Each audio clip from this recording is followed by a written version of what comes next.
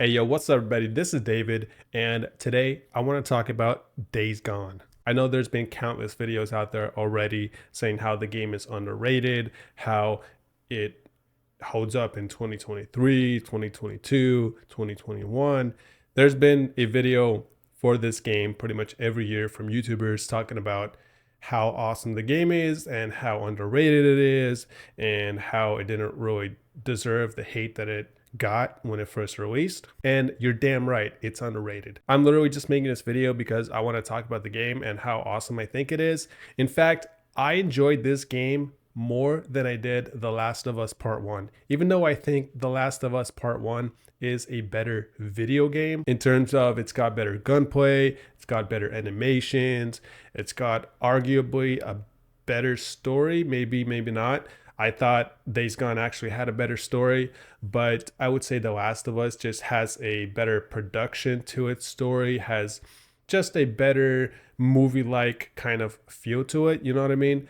Whereas Days Gone looks a little bit more like a double A type of game with its cutscenes and how the story is told and all that.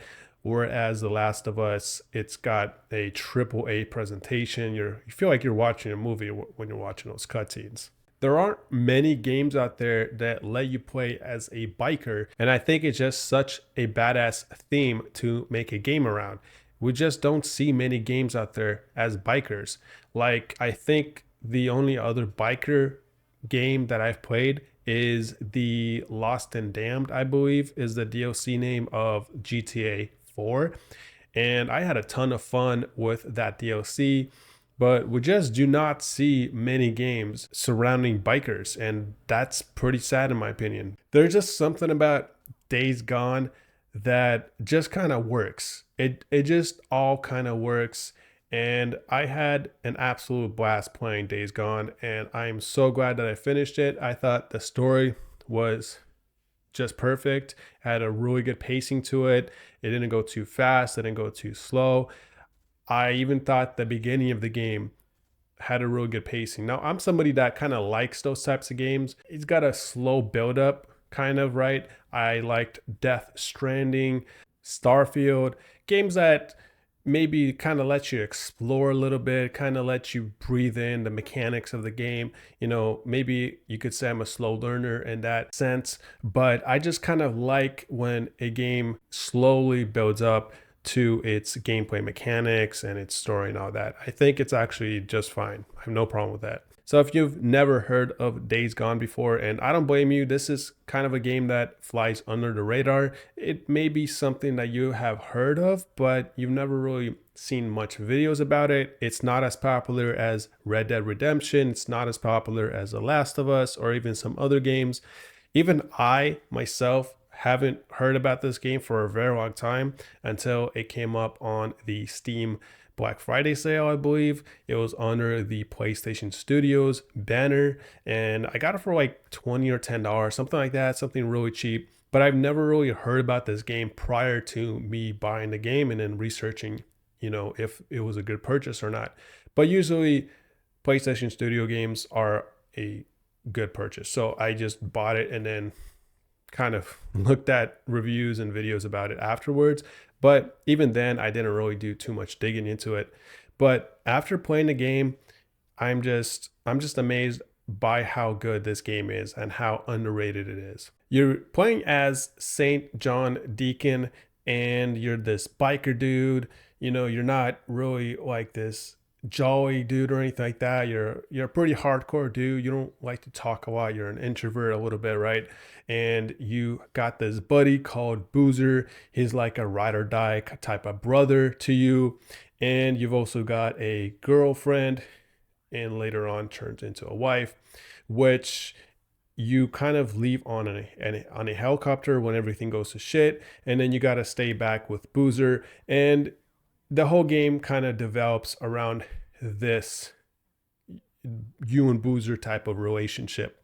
And then later on in the game, I don't want to spoil anything, but stuff happens that is a happy ending. Let's just say that. You are basically with Boozer throughout the entirety of the game, and you're not really playing with him, but you will see Boozer in a lot of cutscenes, and there will be some gameplay mechanics that you are with Boozer, but the majority of gameplay that you're going to be playing with is going to be playing by yourself. So you're basically surrounded by zombies, or as they like to call them, freakers, and you're also surrounded by people that don't really play nice. So there's these factions, there's these camps, groups of people that have these ideologies that don't really conform to your ideologies or other camps' ideologies. So there are little wars with factions and camps and all that. And you're a drifter. So Deacon is a drifter. You're not part of any faction. You're not part of any camp, but you will do jobs for some camps, some factions, right? You would do jobs for one camp, and then you can go to another camp, do jobs for them, and go to another camp and do jobs for them. And the type of jobs that you're doing, you're doing like bounties. You're maybe killing somebody that has escaped the camp and gone AWOL, or they have killed somebody. In Deacon's case, he really hates it when a person kills a woman, especially an unarmed woman. That's one of the things that comes up a lot in the game. And a lot of the kind of themes around why you do the killing are almost, I would say, justifiable, because Deacon always has a reason for doing his killing, right? Somebody murdered somebody else. Okay, you're going to have to go kill him. This camp or faction are known to murder a lot of people, are known to steal and do bad things. I'm going to go in there, I'm going to kill their entire camp, and I'm going to take it over. A lot of the things that you're doing in the game are revolved around kind of a moral standard that Deacon holds. Even though he is a killer, even though he is hardcore, you always feel like you are fighting for something greater, for something good, right? You don't feel like you're the bad guy. You don't feel like you're an evil dude, like if you play GTA or something like that, right? You're just a straight up asshole in GTA, but you almost have a reason for what you do, every single mission that you do. So you never really feel bad for the actions that you perform in the game. And that's kind of nice. I really like that, because there are games out there that make you do bad stuff and they don't have a good reason for doing those bad things. And honestly, I'm not really a big fan of those types of games. Like GTA, you're just a straight up asshole. Whenever I play GTA, I know that I'm just a straight up criminal. Like, I'm gonna be a criminal. There's no justifying my actions at all. There are also hordes in this game, although you do encounter the hordes a little bit later on in the game because they are pretty hard to beat.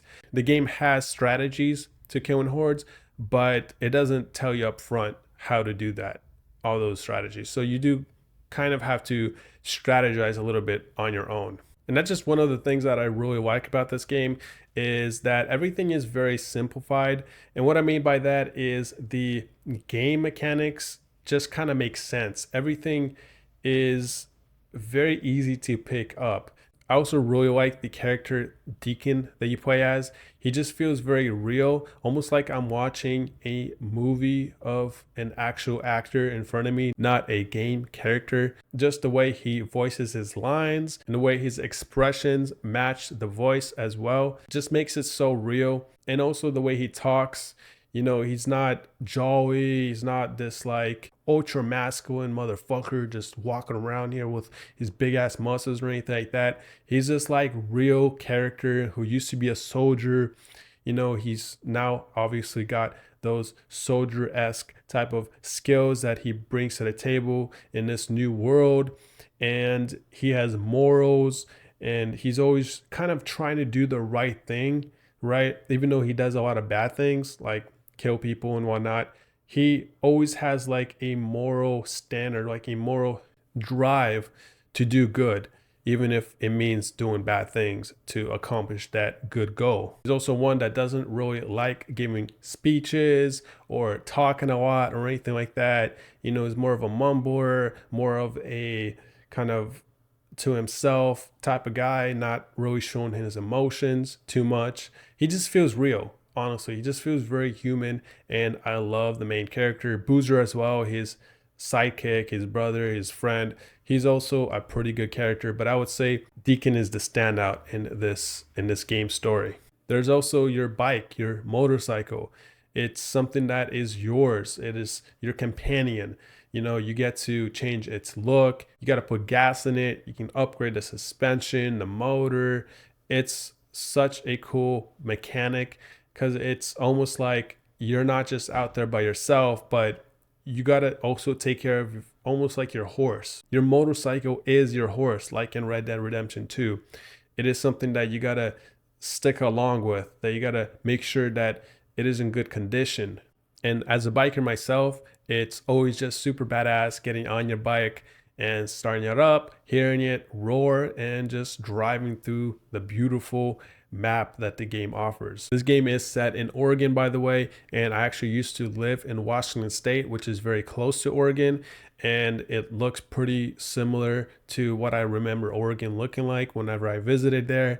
Very beautiful, the forest and the hills and the mountains and all that.